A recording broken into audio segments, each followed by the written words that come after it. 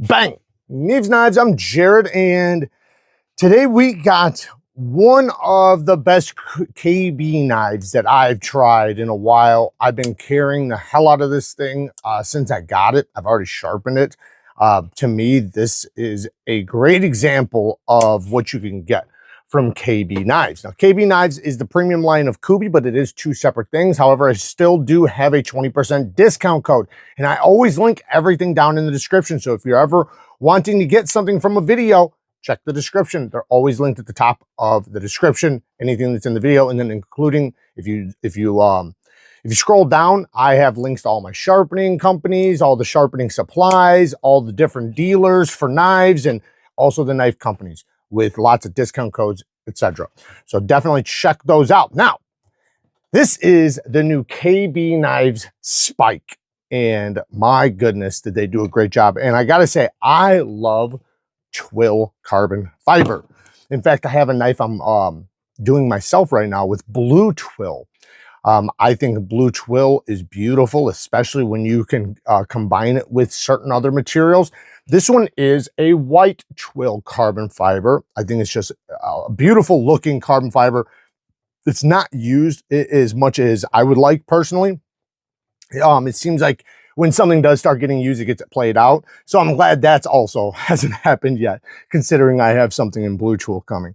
But that's something you only typically see on like high-end knives or customs. So this one, we have a M390 blade. Now the designer, forgive me, I'm gonna put him up on the screen. I wanna shout him out because I gotta start doing that more.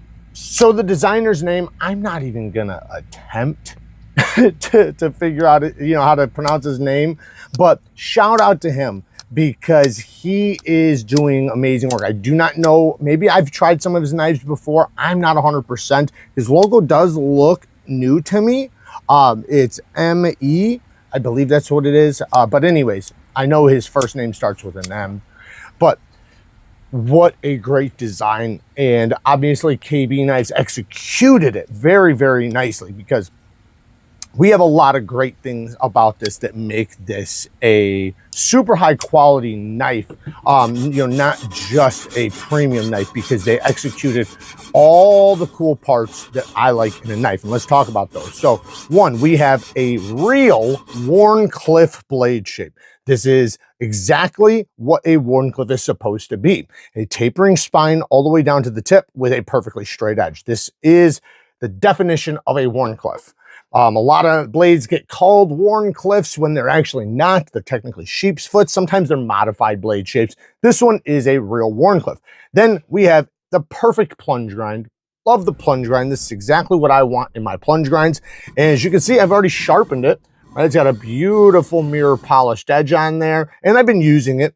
Very, very sharp. Took a nice nippy edge. Lots of bite, even with the mirror polish. So I'm guessing they're doing at least a decent job with the M390, which is good to see because, a few years ago, companies, and this is all companies in production, weren't doing the best job. But now it seems like they've kind of gotten the recipe down and figured it out, at least for mass production wise, the best it could be.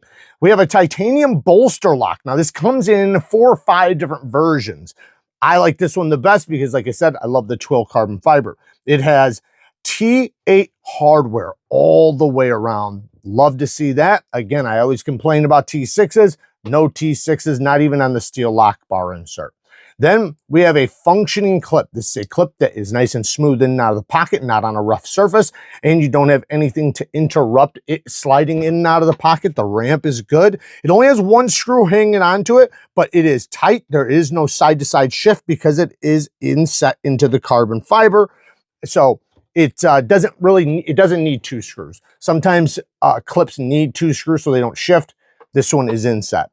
It does have a lanyard hole. I'm not a fan of lanyard holes, especially on knives like this, but not a big deal. It's not hurting me. Great access to the lock bar. Exactly what I like to see from my lock bar access. I want texturing, which it has. Not like a super aggressive texture, but you can absolutely feel it. It has a nice texture to it, nice and grippy, and lots of access. So you have perfect access to disengage the knife. I think that The disengagement of a knife is just important as the act of the deployment. The closing of the knife should be just as comfortable and easy as the deployment, in my opinion. Now, the jimping, let's talk about the action, because the jimping on this front flipper is exactly what you want on a front flipper's jimping. Now, typically I like the pointier jimping on front flippers, but this one is perfectly done. It is just fine, no problems, even though they do have the knocked off tops where they're flat, but the edges of them are nice and grippy. And because it goes all the way around like a mohawk, this acts just like a regular flipper. So you can easily flip it. I even gave this to somebody else to flip, and that's not good at this type of flip, and they did great with it. It just flipped easily. So this is a very easy one. You can do the side finger. You can just reach over just like a regular flipper, and it works great. I'm telling you, this is an easy one. Also because it's a bolster lock, so you're not really locking yourself out.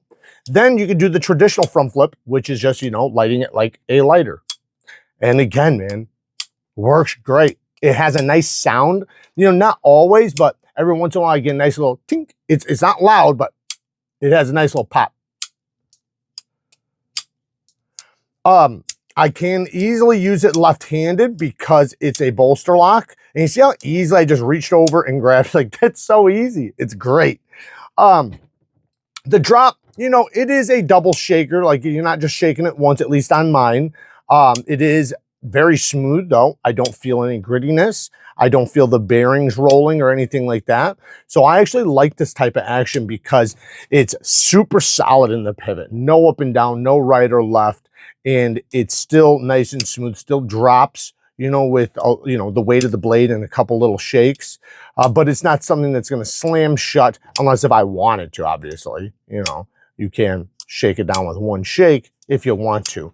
But it's not like a guillotine. But this is, and it also, it's not a super light blade because it is a decently thick stock and it is a flat grind. So this is not a hollow, which does make it a little bit thicker behind the edge than I might like. I would prefer a hollow grind on this. And if we were going to do nitpicks and negatives right now, I would add that. I wish this was a hollow grind. Now, I don't want all knives to be hollow grind. So I'm not, you know, saying that, you know, like, oh, every time it's a flat grind, it should be hollow. I'm not saying that. This particular knife, it's not a big knife, right? Look, you can see my ergonomics, great choke up spot. It's not a big knife. It's got a, in my opinion, this is like the perfect EDC size knife. So considering that, I want performance, and I don't think by putting a hollow grind here, you would make it too weak. Now, obviously, I think that, you know, you got to think about the tip with this because it's so pokey that with a hollow grind, the tip could be very fragile because you can see it's a very precision tip. So for utility cuts, this is great. And to be fair, this might even be better for a lot of people not being a hollow because it does reinforce the tip a little bit from, you know, wearing and rounding and stuff, because if it's too brittle, when you go to do utility cuts, it'll round over. So, you know, maybe it's better that it's not a hollow in this case, but for knife guys that really enjoy, you know, these types of knives, a hollow grind is going to make it possible for them to sharpen it many times over and it not get thicker behind the edge, you know, so you're going to keep the slicing performance.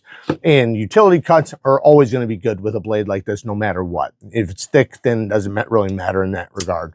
It's going to be pokey and it's going to do great utility cuts. And because of the spine, if you look how it kind of zoop tapers all the way around like a moon, this just goes right in your hand and is like perfect for going around things. And also if you did need to cut backwards, that's going to be very easy as well.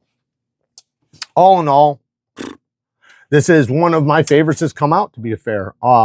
As of lately, you know, I'm not saying it's my all-time favorite KB knife, but it's definitely in the running.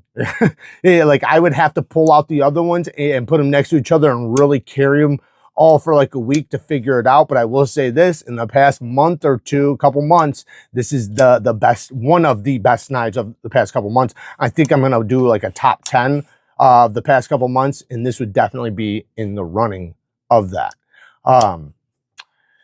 Yeah, man, this is just too badass. So badass. The titanium has a blasted finish over it. Looks really good. Matches the blade, but I do wish that this was a stonewashed or a satin finish. Now, I don't have the other models.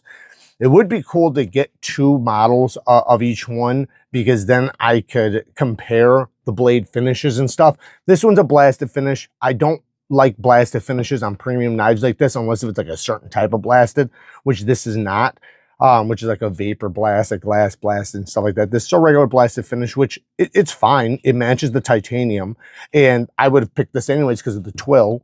But it would be cool if it was a deep satin, or sorry, a satin finish, deep satin finish, or a stone washed for me personally. Not that big of a deal, little nitpick. Like I said, when you have 2, you know, you can get different examples to show the people, which is always nice because everybody's got different preferences and stuff. Man, the edge came out brutally sharp. I mean, just extremely sharp. This thing is ready for work. And because it is a flat grind, you know, it's not fragile at the edge, which, you know, is probably good, like I said, for a lot of people. However, you know, it's obviously not going to be as slicey as it could be with a hollow. But then again, man, this thing is plenty slicey, especially with this edge. I did put a nice low edge angle on it. I think it was like 16 degrees per side. So it is a low edge angle. So it was relatively thin when it first started. But, you know, with a 15-degree edge bevel, it's going to be a bit thicker behind the edge. It's not crazy, though. Let me just measure it so nobody thinks that, like, I'm, you know, making it seem like it's something it's not.